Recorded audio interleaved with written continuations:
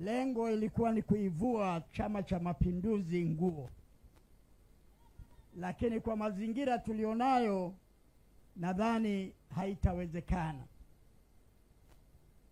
Nilipoagizwa nifanye kazi hiyo, nilienda kutafuta nyenzo ya kuivua CCM nguo ili tuweze kuingia katika utekelezaji wa no reform no election. Nikabahatika kupata kitabu hiki. Ni kitabu kidogo sana, kina peji 21. Kinaitwa Wasia wa Mwalimu Nyerere kwa CCM. Kwa hiyo ninapenda wana CCM wanisikilize kwa makini sana, Watanzania wanisikilize kwa makini sana, ili wajitafakari kama bado wanataka kubaki ndani ya Chama cha Mapinduzi. Kwa mila zetu wa Tanzania na wa Afrika kwa jumla, wasia au wosia wa baba huheshimiwa sana. Kweli si kweli? Kuna mtu anamzika baba yake kaburini wakati alishatoa wosia,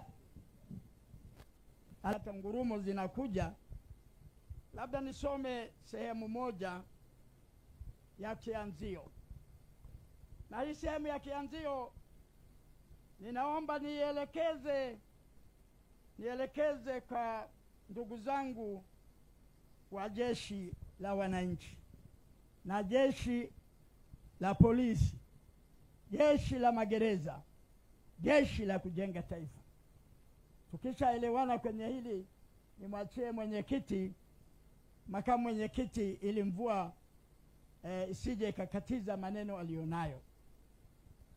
Hamna mvua. La kwanza naomba nisome sehemu hii. Kitabu cha Mwalimu kimeandikwa Agosti au kilitolewa kwenye mkutano mkuu wa CCM wa Agosti 16, 1990.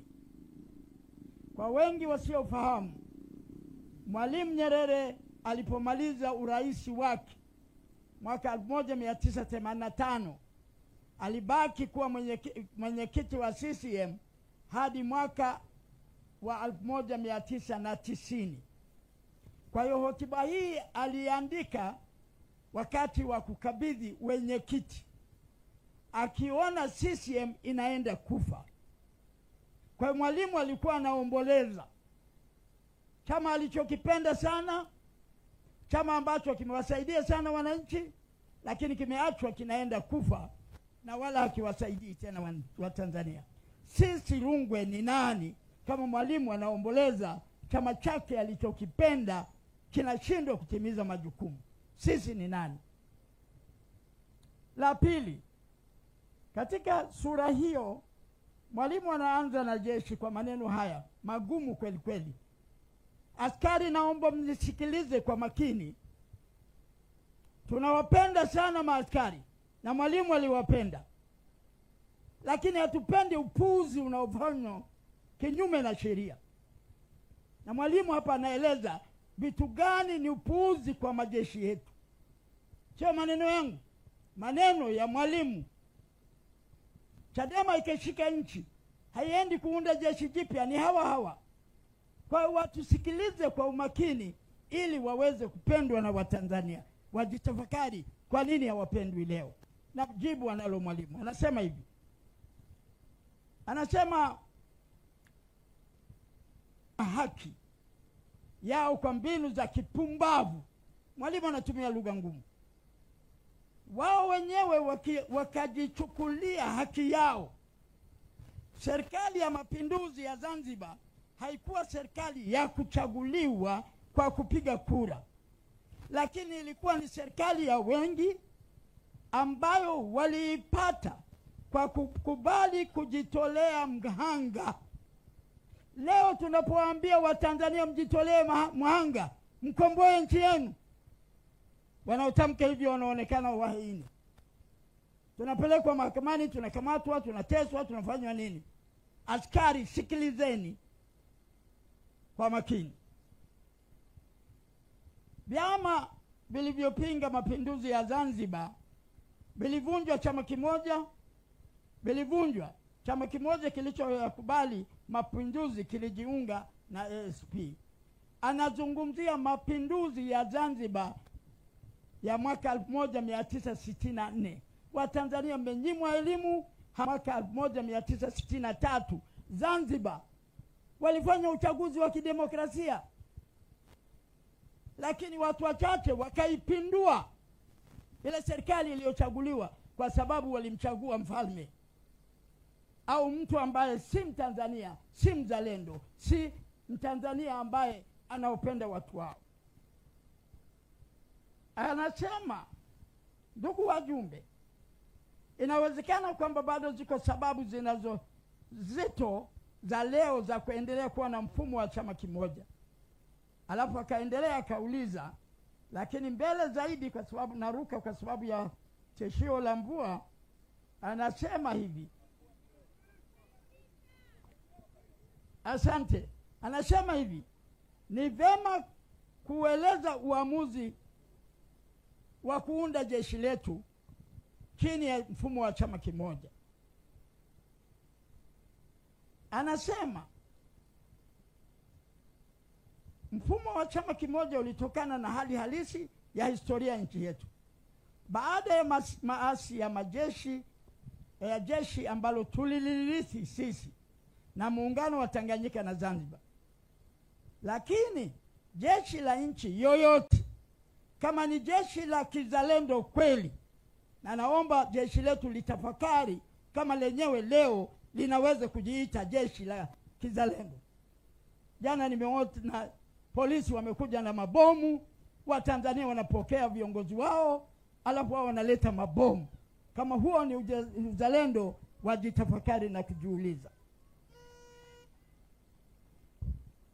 Anasema, na si jeshi la mamluki, kwamba jeshi letu la nchi yoyote kama ni jeshi la kizalendo kweli na si jeshi la mamluki, halina budi ilikubali katiba ya nchi. Kwa kitu cha kwanza, jeshi ikubali katiba ya nchi. Katiba yetu ni ya demokrasia, demokrasia ya vyama vingi. Jana wanapeleka askari pale na mabomu ya kazi gani? Mbona kwenye sisi ya hatujaona wakipeleka mabomu? Jeshi linajiingiza kwenye siasa kinyume na katiba ya nchi. Hiyo ni sababu ya kwanza kwa nini tunataka no reform, no election, ili Watanzania wote wapate haki sawa kwa majeshi yetu. Sasa naruka kidogo, mimi bado naamini hali si nzuri na sipendi makamu wangu aondoke hapa bila kuhutubia.